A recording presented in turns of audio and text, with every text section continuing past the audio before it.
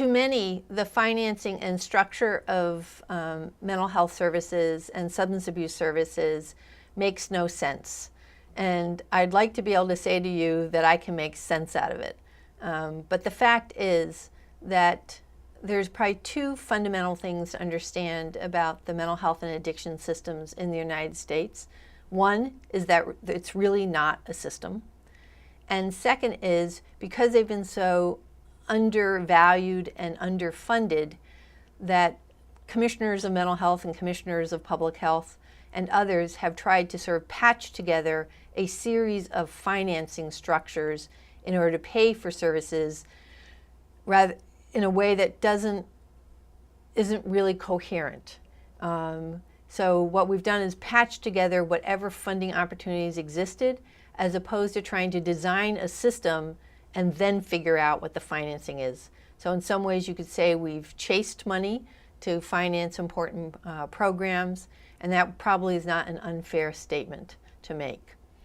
But it's, and the other reality about the mental health and addiction system is that it has been significantly segregated from medical care and primary care. We'll talk more about that, I am certain. So when you think about a mental health system, for example, the system obviously has a large range of provider categories in it, from social workers, which I'm very proud to be standing in front of you as one. So social workers, nurses, primary care doctors, psychiatrists, so they're specially trained individuals who are able to provide, hopefully, the specialty services that individuals need. On the other hand, anyone could hang a shingle outside of their door and call themselves a therapist. And that helps to confuse what mental health practice is all about. So you could have your degree in economics and literally put a shingle outside your door and say you provide therapy. So that sort of helps to confuse a little bit about what therapists are versus mental health clinicians and the like. The reality is the largest provider of mental health services in the United States happens to be primary care doctors. 73% of all psychiatric medications that are prescribed in the United States are by medical docs and nurse practitioners, and not by psychiatrists, nurse practitioners, and psychologists. So the reality is, while it's a segregated system, most individuals are prescribed their medications by primary care doctors. Some general hospitals have psychiatric inpatient units in them, but many hospitals do not have psychiatric services attached to their general hospitals, and we have what are called freestanding addiction and psychiatric hospitals. For some individuals, McLean Hospital, if you're in Massachusetts, is one of the most prominent examples of a freestanding psychiatric hospital. And the Gosnold Addiction Center on the Cape is an example of a freestanding addictions center. But if you think about it, what would make more sense is that general hospitals, where we go for the treatment of many kinds of medical conditions, would have within their hospital setting psychiatric units. The reality is that many general hospitals have declined to be in the business of providing psych services except through their emergency rooms. The other kinds of provider categories are community mental health centers, which were established as a result of PL 94-163, and community health centers, which some, but not all, also include behavioral health programs. So there's a range of community agencies, from psychosocial rehabilitation clubs to primary care clinics to freestanding psychiatric centers that provide a range and a host of community mental health services to individuals. But the reality is that the system and the financing and the structure of our services is still primarily inpatient and outpatient, and a little bit in the middle called intermediate care services. So how do we finance all of this? Well, it's a bit of a melange, quite honestly.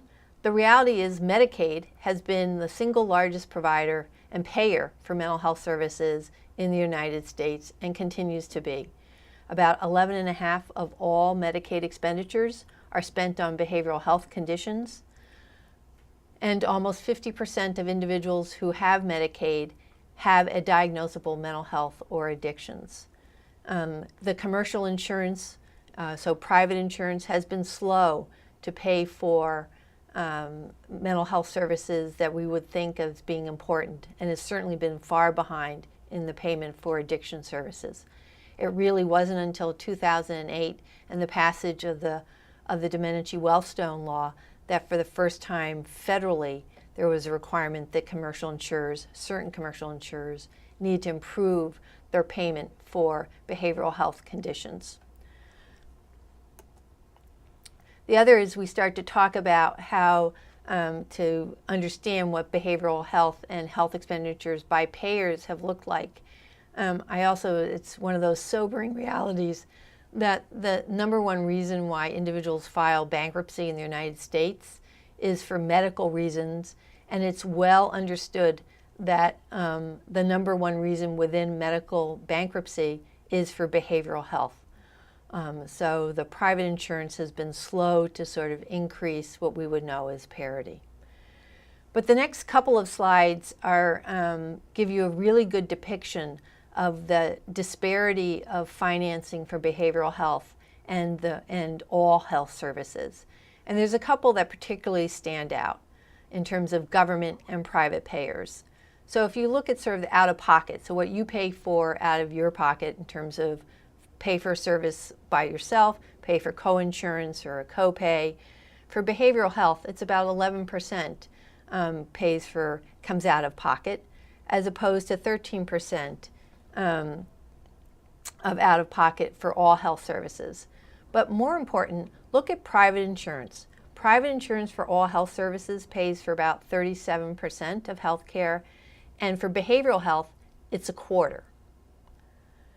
And then when you look at Medicaid, Medicaid becomes a much more significant payer of behavioral health services than for the rest of health care. That gives you a good sense that the public payers have been a much bigger provider than for primary medical services. But the next one is even more illustrative of this disparity of health care expenditures. Because if mental health has been the stepchild of the healthcare system, substance abuse has been the stepchild of that system in terms of expenditures. So this chart will show you mental health as compared to substance abuse.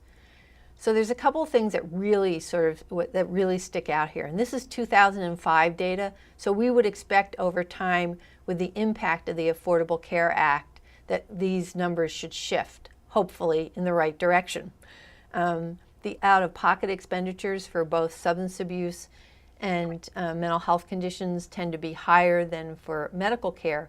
But when you look at private insurance pays for only about 12% of addictions care in the United States. And we know that addictions affects about 13 million individuals a year. Also, the amount of money that is spent on where it says other state and local, you know what those are? That's like block grants. That's like State Department of Public Health dollars paying for the treatment of a person with addictions. The disparity in terms of what is paid for by public dollars versus commercial insurance is just so profound when you think about the payment of services for someone with an addictions and for mental health as compared to physical health. These two charts really give you a very good sense of how, as a country, how we valued mental health and addictions, and clearly we have not valued them well in terms of the financing, except by government. Government has stepped up when no one else has, and we all know in government there's never enough resources to meet the need.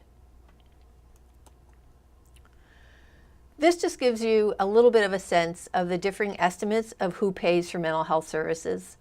The reason this is important is just, again, it does show you the differences between private insurance and the government payers, but also it's been difficult to really estimate who is paying for care. You would think that it would be easy to figure out who's actually paying for care, but as this sort of points out, whether it's the Medical Expenditure Panel Survey or SAMHSA's spending estimate, it's sort of all over the place in terms of how we define.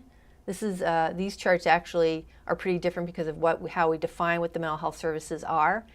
and how we catalog, if you would, who's paying for what. And this is the last chart on this section that I want to talk about, because it really shows you the differences of what we pay for and what kinds of services people are getting. You see the huge role of pharma now in a period of almost 20 years of the primary treatment for addictions and mental disorders has become prescription drugs, and that the role of inpatient has reduced significantly. And the takeaway from this chart is that we have moved mental health and addiction treatment from primarily hospital-based to community-based care, and in so doing, we have shifted the acuity of patients from inpatient services to outpatient. That has a significant impact on provider capability to meet the needs of individuals with behavioral health conditions.